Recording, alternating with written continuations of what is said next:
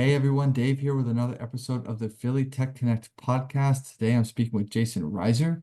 We're going to be talking a lot about data privacy because Jason is a tech leader and general counsel with over 2 decades of experience guiding software, biotech devices, other tech companies about commercializing their products, bringing them to the market, and obviously, dealing with the vast and murky world of data privacy. In 2023, he got a Master's of Science and Technology from Brown University and wrote a thesis about building a culture of privacy through innovation and how to integrate privacy by design into software development. So a lot of good stuff here that's going to be useful for the startup community that we have at Philly Tech Entrepreneurs. Jason, how are you doing today? I'm good, Dave. Thanks for having me on. I appreciate it. My pleasure. I haven't, talked about these topics yet with any of our past guests, so I'm happy to dive into it. Let's just talk a little bit about data privacy in general. These are words that it's almost like a buzzword. Like people, who are not actively in the space, they know of it. They know it's something that they're supposed to be kind of paying attention to, but as a startup, maybe CEO or a new founder, you've got a million things kind of going on. So how should we be thinking about data privacy? Where does it kind of fit into the conversation here? Yeah, it's a good question. And I think one thing to distinguish data privacy from is it's not cybersecurity, right? So cybersecurity is a term we all understand. It's been baked into operations for decades now. Cybersecurity is how you protect information. Privacy is really about what are you protecting, right? And why. So think of cybersecurity as the lock on the gate, but once you're past the gate, there's a lot of other issues that spring up, right?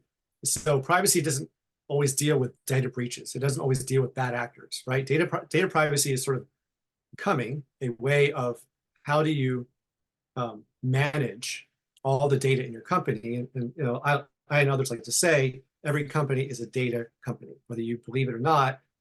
Exxon's a data company, Dunkin' Donuts is a data company, and obviously things like Facebook are a data company, right? Everybody's a data company. They're all analyzing data from their users, from the markets.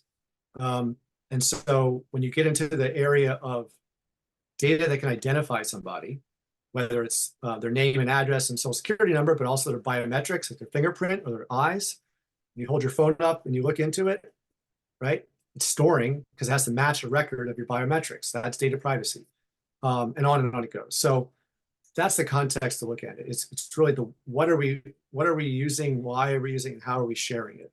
And at the end of the day.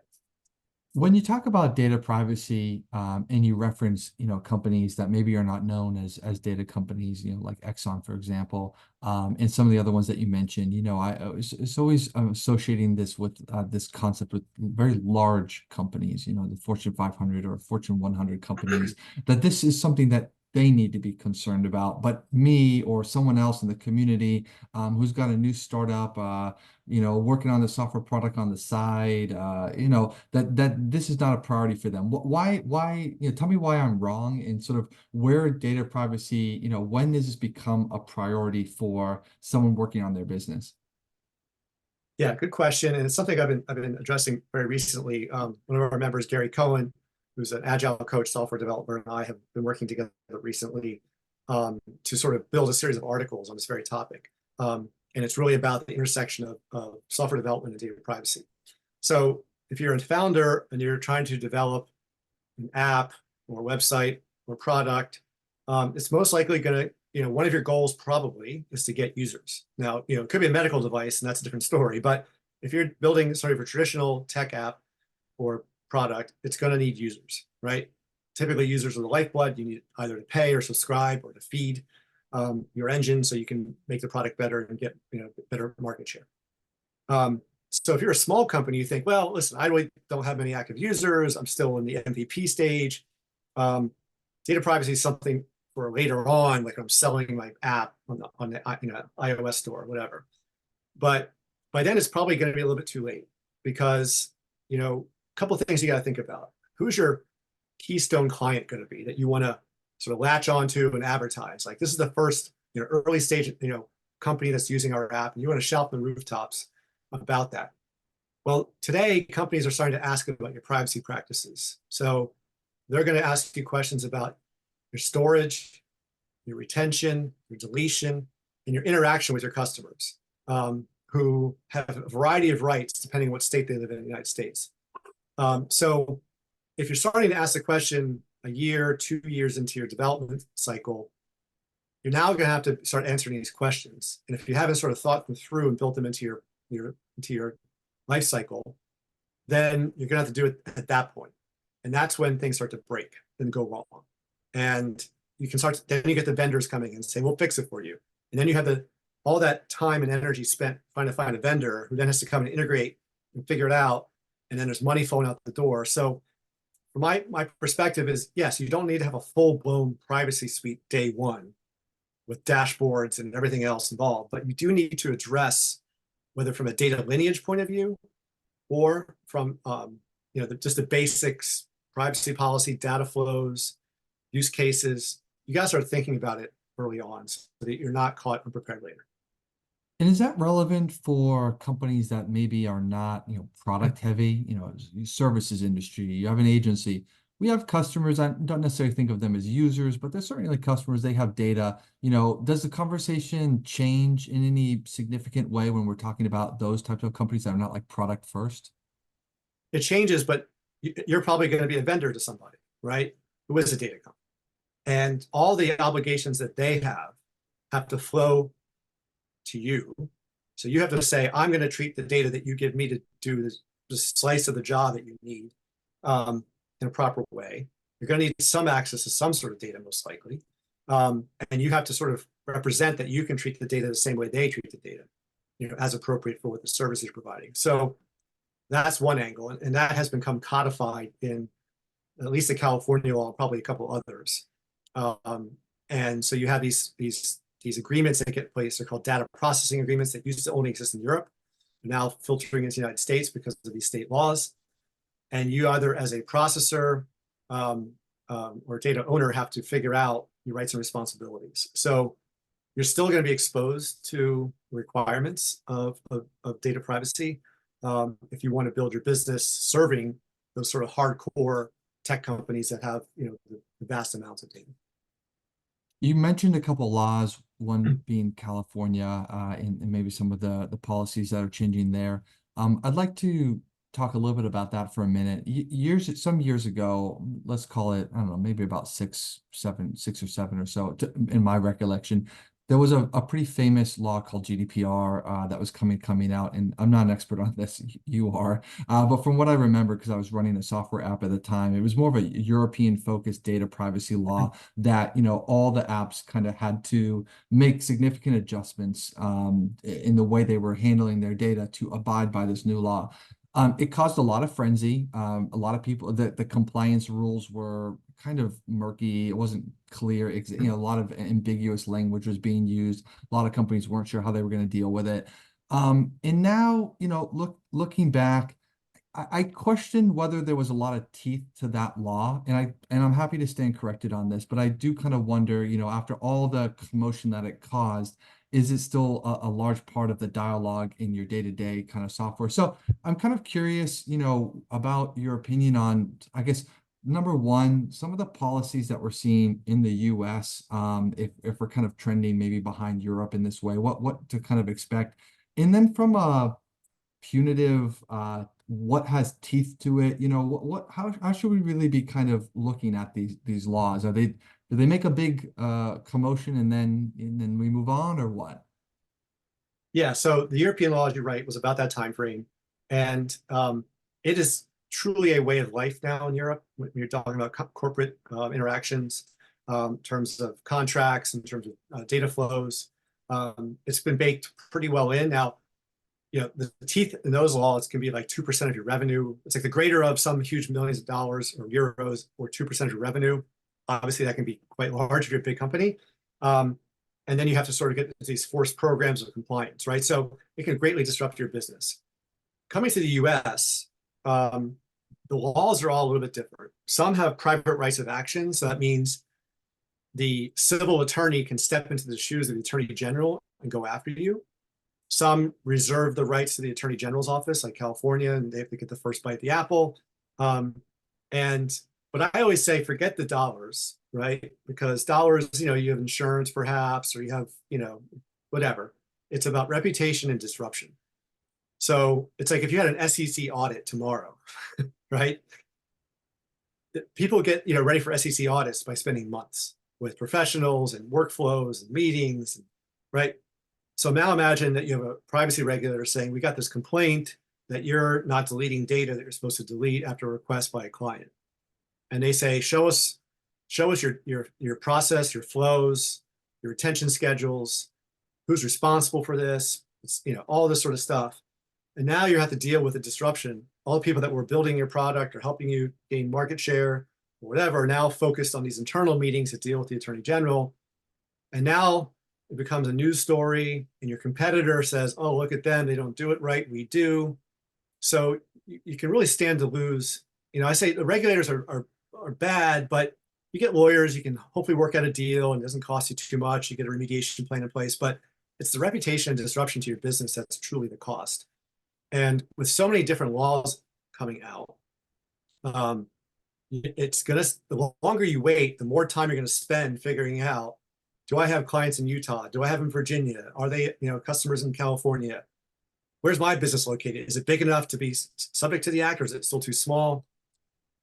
If you're waiting 2 more years, there's going to be 5, 6 more laws on the books. So the recommendation that we kind of talk about is a principles-based approach. So you're not looking at every single law.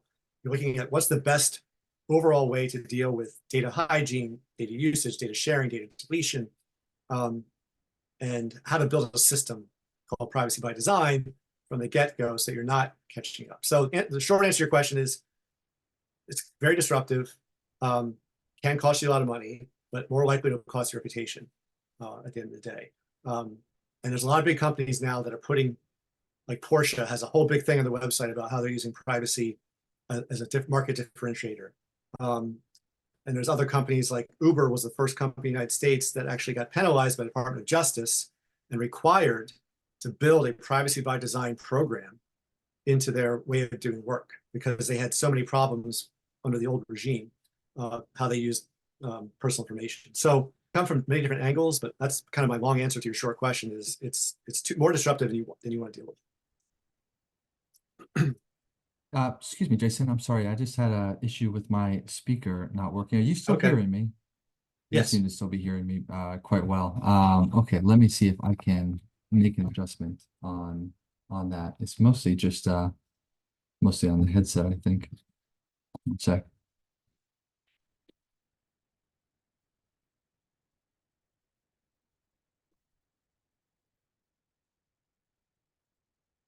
And are you on mute? Would you be able to go off and I can hear you. okay, good. Great. In any case, to follow up, when we talked about the law, I mentioned GDPR, and many businesses these days are serving customers like not just in their specific state, but like nationally, globally even. Every country, continent, state, etc., they have potentially their own unique privacy laws. What is the realistic expectation here from a business perspective in terms of abiding by these, being on top of these? What is a standard approach? Yeah, so this is really where you get to the principles-based approach of designing your system. So you can't possibly keep track of every nuance of every law on a minute-by-minute basis, right? It's not realistic. So if you're a more mature company has been around for a while, you need to start somewhere, right? And that would be starting with assessing what you have, what you're responsible for, and then looking at the data flows in your company. So, a lot of companies have like bolt-on systems from old systems to new systems, and they got integrations coming in, you have vendors. It can get very messy. And so you need something on a backbone, we call it data lineage program. So you can, software that can do that. You can scan and find out where your data is. It's not easy, it takes time. But if you're starting off, you're a much better spot because you can kind of build it the right way, the privacy by design way, which is using principles of you minimize the amount of data you need, right? You restrict who you share it with. You delete when it's no longer required. You have data flows and processes to respond to requests. Those kinds of things, that's very simplistic, high level, but those kinds of things will start to shape a program that will fit any regime, because they all ask about the same thing, right? Did you get consent? Did you use it consistent with the consent that that you got? And did you get rid of it when you no longer needed it and didn't give it to anybody you said you weren't going to give it to? Like, those are some basic principles, right? You build systems around that. And because I tell you, like here's a quick and dirty use case that could go wrong. California law says you have a right to request of a company to understand what data of yours that they have and then delete it. Now, there's exceptions. If you're a current user of that platform, they have a right to keep your data that is required to provide the service to you. Okay. So let's say they shut it down. I'm no longer using your service, delete all my data. Great. You get a certain time frame to do that. You say it's deleted. You say, Jason, we deleted your data. 2 weeks later, you get a targeted ad from this very company, right? Because your digital marketing strategy is to do targeted ads. And you say, wait a minute, how do you have my information? You deleted all my data. Call the Attorney General, they start an investigation. Like, it can start that easily because you obviously had data in some marketing system, right? Somewhere that kept that data. And now you have to, like, again, start that whole process I talked about. So having a good data hygiene practices, all those things will serve you well. And it doesn't so much matter the specific law, that program will set you up for success. Let's say you convinced me on sort of the importance of data privacy and why I should probably be paying more attention to this in my business and others should as well. Who do we go to for services in this area? The fact that it's data leads me to believe, that there's a developer, architectural component to this. But the fact that it's policy makes me think it's legal and like, it's unlikely that one person possesses, complete expertise in both of those domains. So who is kind of doing the work of this? Yeah, good question. If you don't have internal resources, most people start with the lawyers, right? Because they want to figure out what the laws are. I'm a lawyer, so I don't have a problem with lawyers, but lawyers are expensive. They take a lot of time, and they don't really have necessarily all the knowledge of the underpinnings of how to actually do the fixes. They just say, here's a solution, you figure it out and get there. So that's where your tech side has to come in. They have to be well versed in understanding it. So, Gary Cohen and I are working. He's also a PTE member. We created a little outfit called Privacy Forward Strategies. We're putting out articles every week about privacy by design. And it's really the intersection of software development and data privacy, how to practically build the right way your software stack. So Gary has years and years as an agile coach, as a software developer, 5 years of privacy experience, as well as working in-house at a large technology company, building financial planning software. So, it's nice to have that dual threat, so to speak. And really it's called privacy by design. These principles are how do you build, we call it shift left or code left. Start earlier rather than later, and you build with those principles in mind. But I'll tell you that it's a challenge because when you're talking to your CFO, right, or your board, and you say, what are you spending money on? Well, we're spending this much money on product development, this much money on client acquisition, this much money on tech debt, and then we're spending this much money on a privacy by design program. They go, what's that? And you explain to them, they say, well, we've been fine without it so far, right? So it can be a challenge. So it's really a cultural issue. And that's kind of what I wrote about in my thesis. And what I kind of try to talk about is it's really a cultural issue. So you have to get buy-in from the top by demonstrating from the bottom up the importance of it and how in the end result, it not only saves you time, energy, and money, but it also is a differentiator for you as a company. Because you can then shout from the rooftops, we are a privacy by design shop. We take your privacy seriously.